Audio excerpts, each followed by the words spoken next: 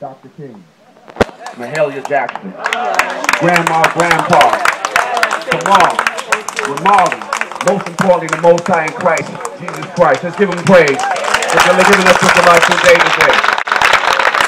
He could be raining on us, showering us with his love, but he's given us his son. So I'm grateful to be here today. Want to thank you again, Butler. It's always a delight to come home and have a conversation. Thank Mr. Chairman, Carl Hasty, Assemblyman Carl Hasty, for his words of encouragement. And most importantly, Pastor Pickney, thank you. It's always a delight to hear his energy that he always brings to our daily service. As you mentioned, that I am a community servant, and my passion has been and always been helping our young people become productive adults. Bottom line, someone gave it to you, and it's our turn to give it back to the next generation.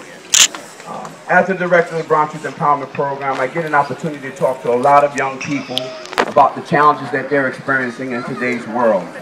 But if we don't get on board to help them navigate through what's going on, tomorrow's going to be very bleak for us.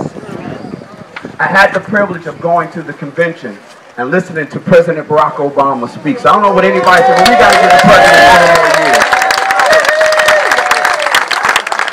And one of the things that was so inspiring, but was so real, that he said, you know, y'all elected me not to tell you what you want to hear, but to tell you the truth. And telling us the truth, sometimes we have a problem with hearing the truth. Because the truth, not only will it set you free, it also bring you to tears when you really look at yourself and look at the mirror.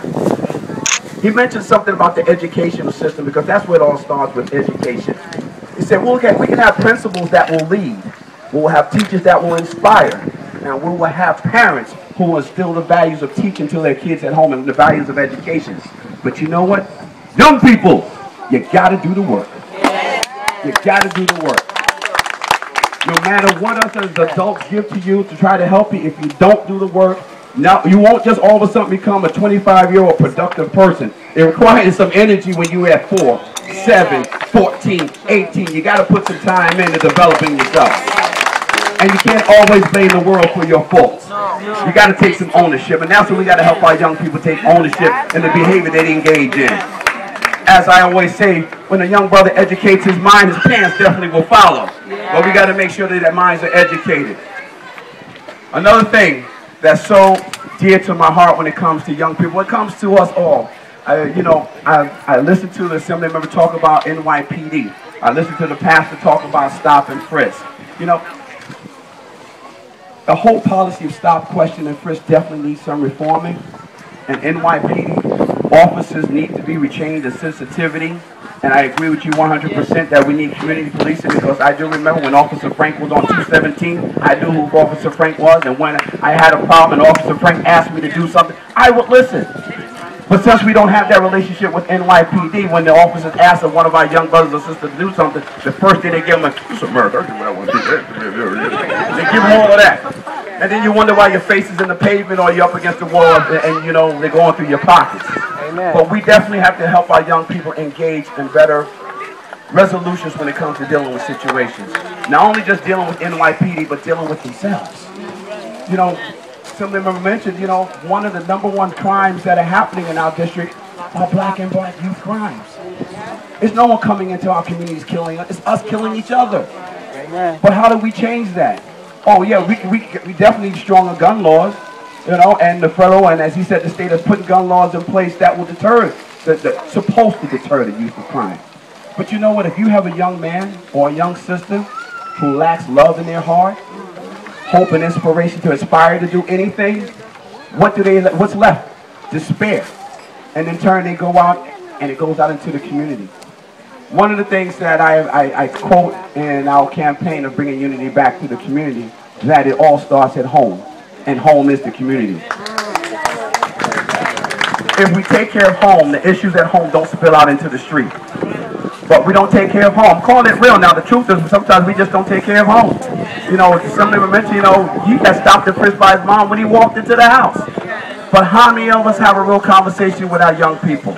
You know, how much time do we invest because of economics? Because we might have to work 18-hour shifts. You know, we got to work 2 or 3 jobs. You know, but we have to help our young people, and we ourselves as adults have to understand the way of this world. And when you understand the way of the world, you can make better decisions in the world. Because our young people don't get it. You know, it's not appropriate. And I'll tell you, I've sat down with NYPD. We've had monthly meetings with them, with the young people, and they've given them some tools to help them navigate through society. And one of the things that they do, and I'm not letting out any secrets, they have a thing called a uniform. That means if a young person is dressed a certain way, they are stopping them regardless of who they are, who their parents are, they're stopping them. So when you understand and you learn that, you know, you can't always walk. I mean, when we were young, we had our styles, whether it was bell bottoms or big afros or dashikis, whatever it was, you know. But when it gets to the point where you are being disrespectful by us looking at your body parts or your undergarment, then it's crossed over. And it's a form of slavery, and the kids don't even understand what they're gotten themselves involved into. But we, as adults, have a responsibility to call them on the carpet on it. One of the things that young people tell me is that sometimes our seniors don't even choose to have a conversation with them until they do something wrong. And that's where the lack of love from generation to generation is being missed. We need to have conversations with our young people before something goes wrong and not be reactionary. You know, and some of the young people, you know, I give the scenario how some of the young people are thinking. Miss Johnson, who was cool. We see Miss Johnson every day. Miss Johnson walks by and says hello, you know, and whatever Miss Johnson needs, we'll help Miss Johnson out. But Miss Taylor, oh, Miss Taylor's wicked, man. She don't never say hello. She's always barking at us. She ain't got nothing nice to say. When something goes down in the neighborhood, who are they looking out for? Miss Johnson. They're looking out for Miss Johnson. But we got to have everybody being Miss Johnson, so they always look out. Because there's thank you. There is no reason that the little kids, and I say this personally for myself, there's no reason that I can see the little 3-year-old I used to give wedgie to, when the little snot little kid that was running around, you always playing with him. Now all of a sudden he's 16 and he got colors on him, so he's scared of you now?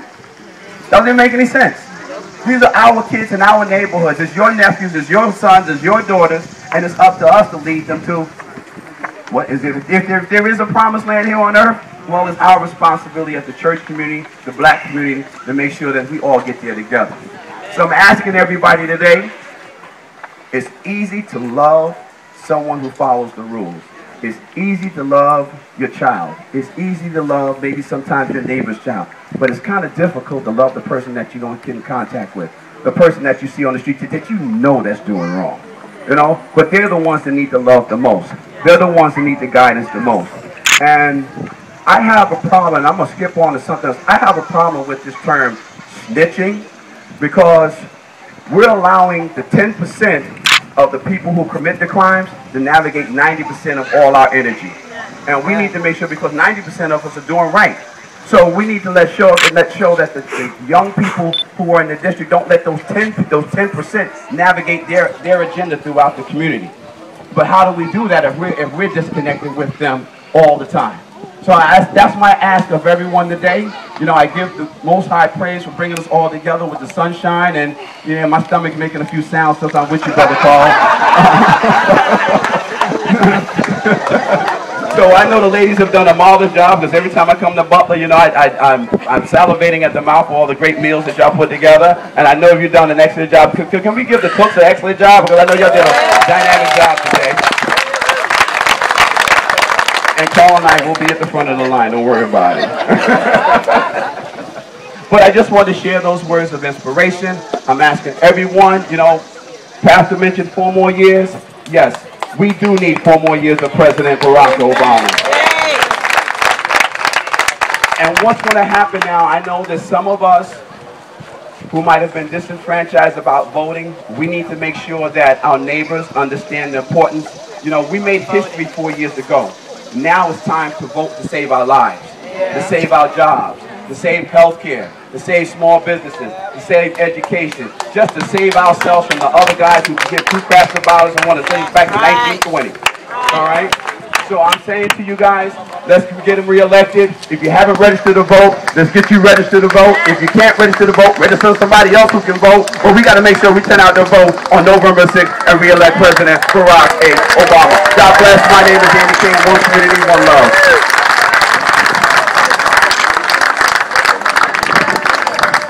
Thank you, Brother King.